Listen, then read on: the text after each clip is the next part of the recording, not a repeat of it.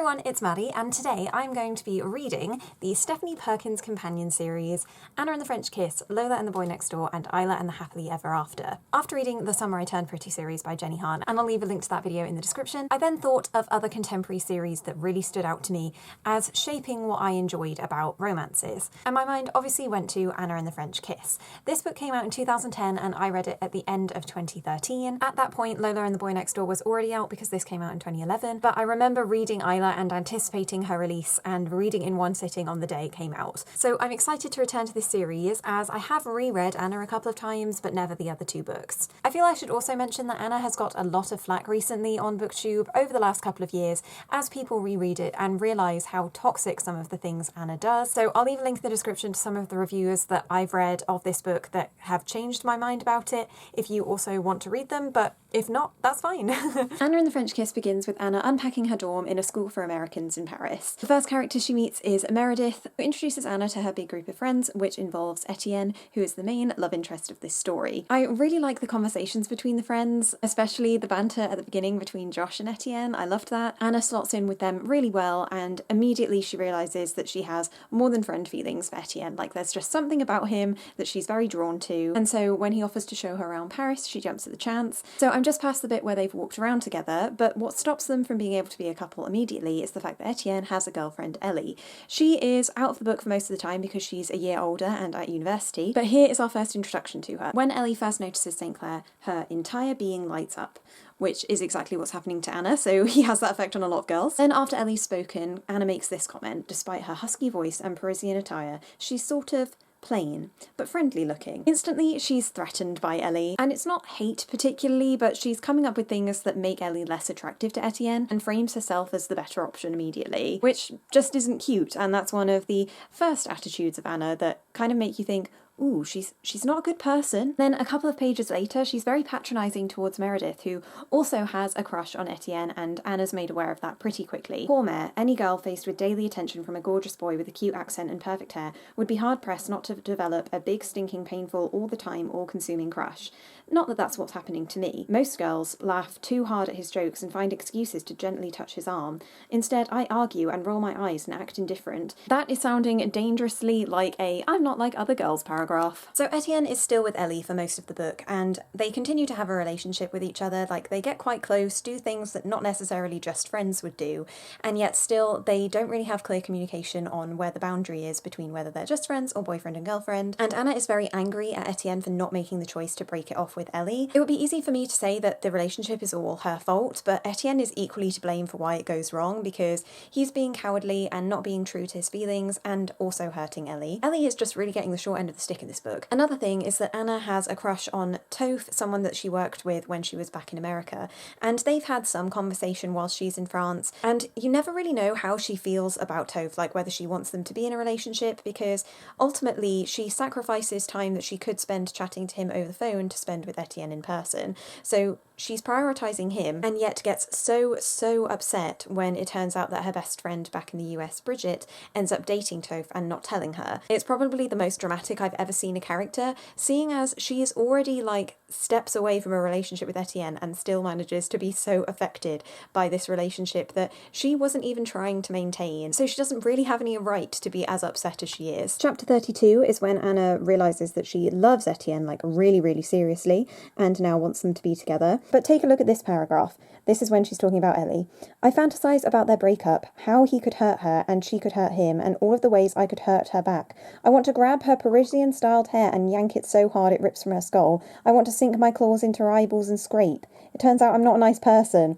I wanted to show you the page so that you knew those are actual words printed in an actual book and an editor let those go past. Just acknowledging those thoughts as not normal and not nice doesn't really mean that you should write them down. And maybe you're supposed to take that as a joke, but that is kind of Anna's mentality, a little bit unhinged when it comes to romance. Towards the end of the book, when Anna and Etienne have another public display of affection, Meredith witnesses it and becomes very upset by it. Anna has previously said at the beginning of the book that she could never hurt Mare. Like, a reason why she would stay away from Etienne is because she acknowledges that Mare has a crush on him and that she should probably have a conversation with her before pursuing anything. Yet Meredith's feelings get hurt and Anna feels responsible. It's an interesting moment for the book, really, because she did to Meredith exactly what Bridget did to her, and yet wants them to be friends immediately, whereas with Bridget she made her wait like a few weeks, I assume, before accepting her apology and trying to make things better between them. It was definitely an interesting choice to have the relationships mirror each other like that, but it didn't really sway in Anna's favour. I think if you look at the romance of Anna and the French Kiss, and the reason why everyone loved it so much when it was first published,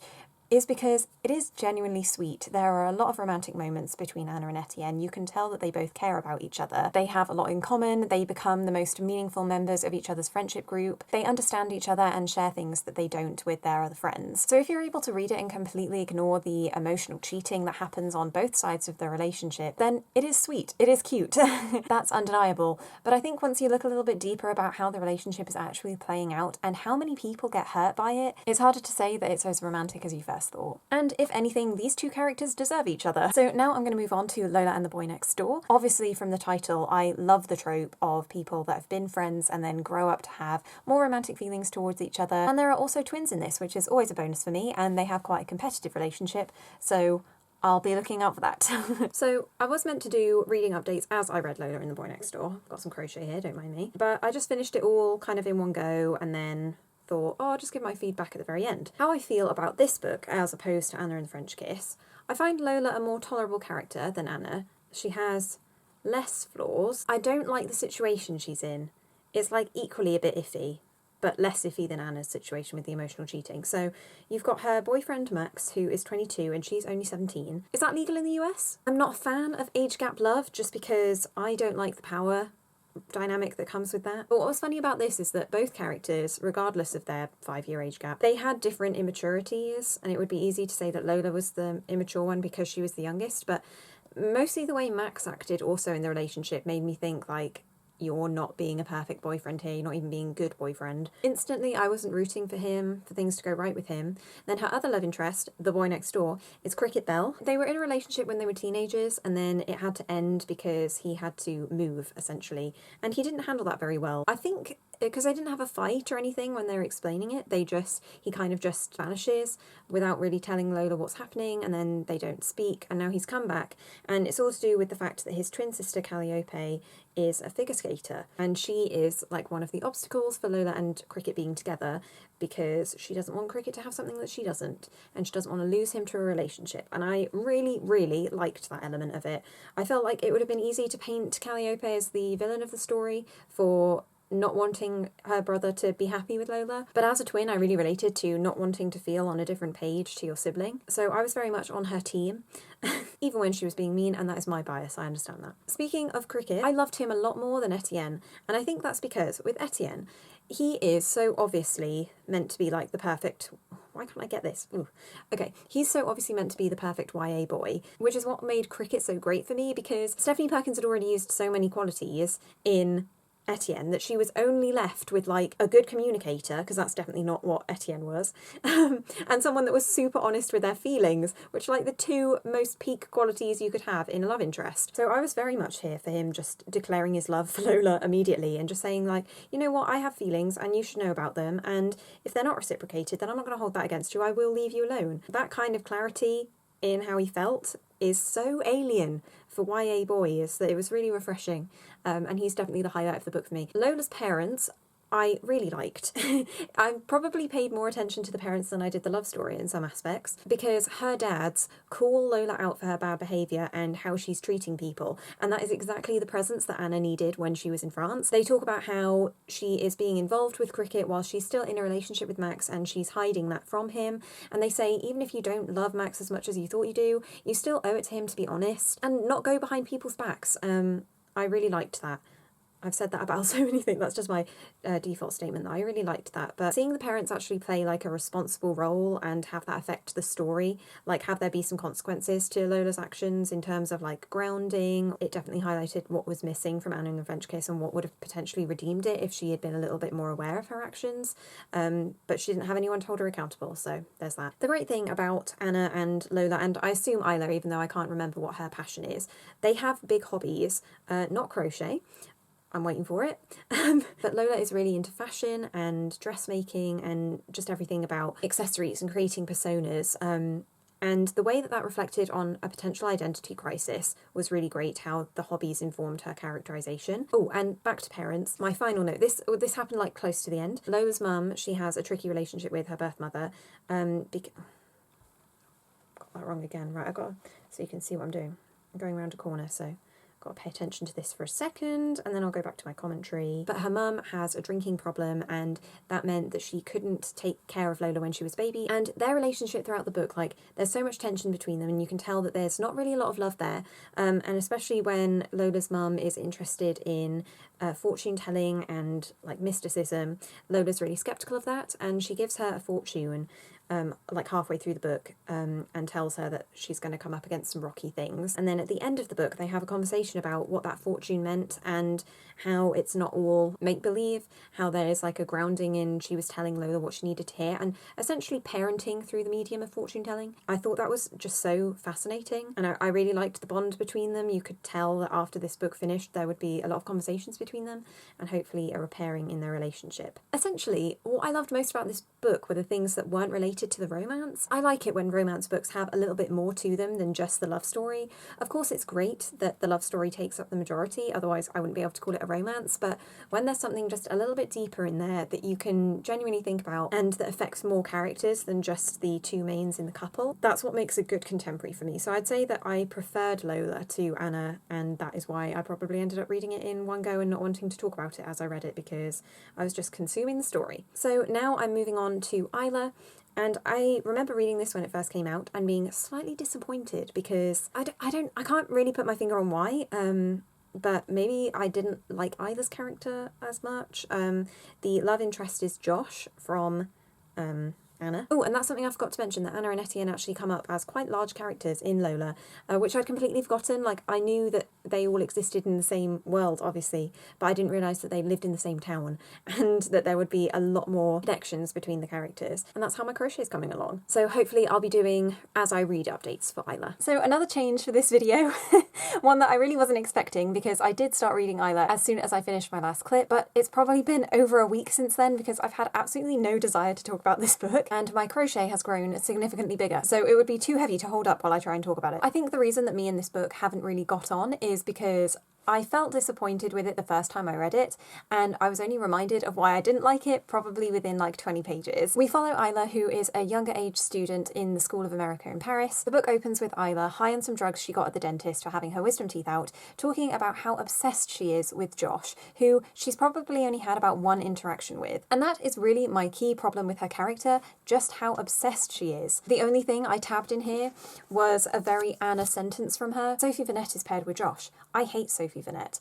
Actually, I've never given Sophie Vanette much thought, and she seems nice enough, but that's the problem. She is jealous of a girl for getting to sit next to Josh, and if that isn't the most petty and trivial thing you've ever read, then I don't know what is. But lucky for her, she is pretty and has caught Josh's attention, so they get together relatively quickly, and their relationship is so quick, they've lit it at both ends essentially for how pacey it is compared to the other books. They're pretty much saying I love you after knowing each other for a week. That makes me feel uncomfortable, especially when they make declarations like I've always loved you or I've loved you from the moment I met you, because that's really not love, that's obsession, and not being able to tell the difference between the two is what really turns me off this story. As far as plot goes, there really isn't that much. Isla has a best friend, I can't even remember what his name is. Should we just go with Sebastian? Nathaniel? Ethan? Jeremy?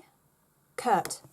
Got there. He has autism and she is aware of this, and sometimes very understanding of him, but then other times really dismissive, especially when she's around Josh, and the three of them don't really work together. One of the big plot points of this book is that Josh is writing a graphic novel of his life and asks Isla to read it, so essentially sharing his current life's work with her, something that he has been devoting all of his time to, prioritised it over schoolwork, over family, over relationships with other people. So it's pretty much his baby. Like, if you don't like it, then you probably shouldn't say so, but Isla reads it, and because it is about his life and not a fictional character, a lot of it is devoted to Rashmi, who was his girlfriend for a couple of years. They were together in Anna and the French Kiss and then broke up, but I can't remember how long their relationship went on before that. But she's a really significant character in his life, and Isla gets so upset about that he had a life before her, that he cared about Rashmi, and she gets really upset that she's not in the graphic novel for more than like 4 pages at the end, because that's where he's got up to when he met her. I find it so unreasonable that she was just getting angry about about that and pushing Josh away because he'd had all these pages dedicated to Rashmi, because if it's about his life, then she was a big part of that. And then they get split up for completely arbitrary reasons that are all to do with like distance and miscommunication. And then some time passes and they end up getting back together. And the end of the book is probably the sweetest because it's where all of the couples from this series are all in Paris together for Anna and Etienne's proposal. In the end, that one scene wasn't really enough to redeem the book in my eyes. I feel like there really wasn't enough plot to sustain it and keep it interesting, and the plot that was settled on just made the characters come across really unlikable. So Isla is Anna 2.0. In the acknowledgements, Stephanie Perkins talks about how difficult this book was to write for her and how she had just so many versions of it, and I think you can almost tell, which is such a shame, that there wasn't as much of a clear vision for this one as there was the other two books in the series, and maybe it was the pressure to make it a trilogy because trilogies were very much the norm for series, whereas now I feel like we're more comfortable with accepting a duology as the end of something. So this one very much feels like an afterthought to the series and is my least favourite, which should come as no surprise. So at the end of this reading experience, I can say that Lola is my favourite of the series, but only in comparison to the other books, not other contemporaries that I've read. But because I've read Anna and the French Kiss the most times, like it's probably got at least 4 rereads out of me, I have more of a nostalgic connection to it. So even though I have a lot of problems with this book, I don't think I could ever get rid of it. So that concludes my thoughts on the Stephanie Perkins trilogy. And please let me know in the comments what you think of the series if you've read it, and if your opinions have changed if you've read it more than once. And let me know if there are any other YA staple contemporary romances that I should read. Thank you everyone so much for watching, and I'll see you next time.